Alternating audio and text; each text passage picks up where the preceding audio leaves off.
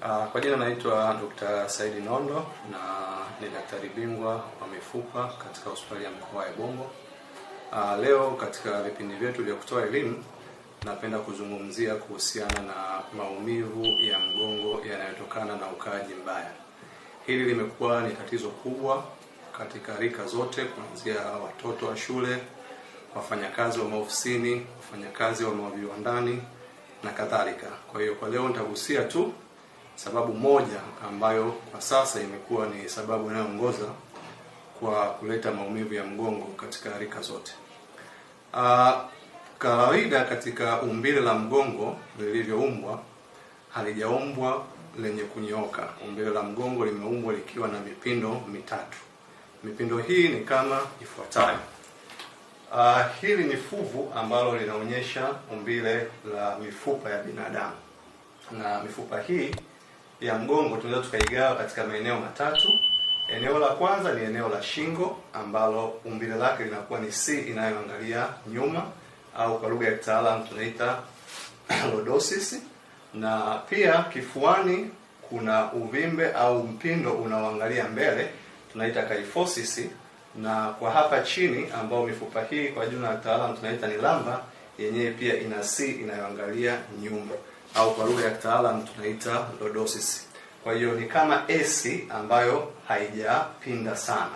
Sasa katika ukaaji watu wengi huwa wanakaa kwa kuinua mgongo, kwa maana mtu anakaa lakini kifua chake kikiwa kimepinda mbele kama hivi.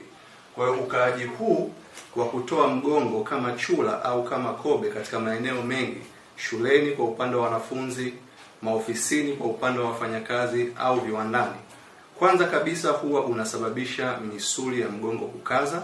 Misuli hii ambayo huwa inatoka kutoka kwenye kisogo na kuambatana na pingili za mgongo kushuka chini mpaka kwenye kiuno, misuli hii huwa inakaza taratibu taratibu. Misuli hii ikikaza kwa muda mrefu huwa inaleta maumivu machache ambayo huwa yanaanza kuleta maumivu ya mara kwa mara, lakini kama itaendelea kwa muda mrefu huwa inasababisha umbile la mgongo kubadilika kutoka kwenye umbile lake la asili ambalo nimesema ni kama AC, na hatimaye mgongo huwa unanyooka na kuwa kama umbile la rula.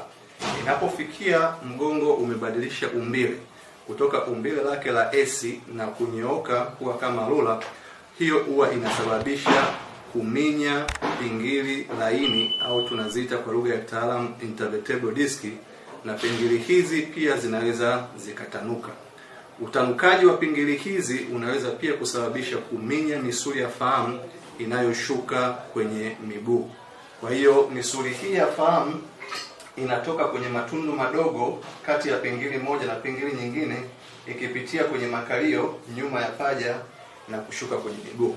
Hivyo basi maumivu yanaweza kaanza kushuka kutoka kwenye kiuno, kwenye makalio na hatimaye kwenye miguu.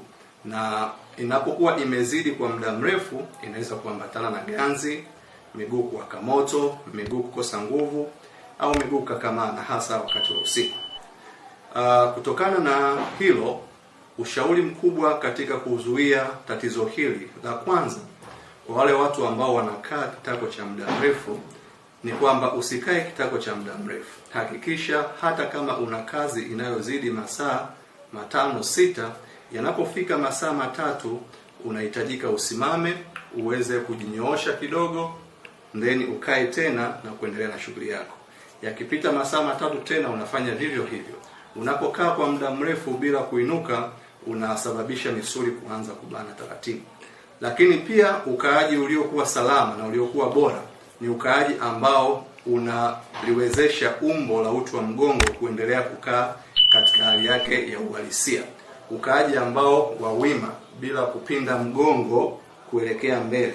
Unapokuwa umekaa wima kama hivi, unarahisisha uti wa mgongo kuweza kuendelea kubaki katika hali yake ya asili.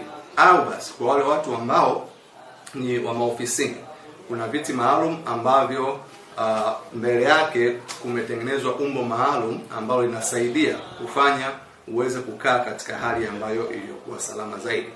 Kwa hiyo la kuhakikisha zaidi ni kwamba ili kuzuia matatizo ya mgongo, maumivu ya mgongo ambayo yanatokana hasa na ukaaji mbaya. Tujitahidi sana katika vitu viwili. Cha kwanza, tusikae muda mrefu, lakini cha pili, tukae katika ukaaji ulio salama. Na ukaaji ulio salama ni upi?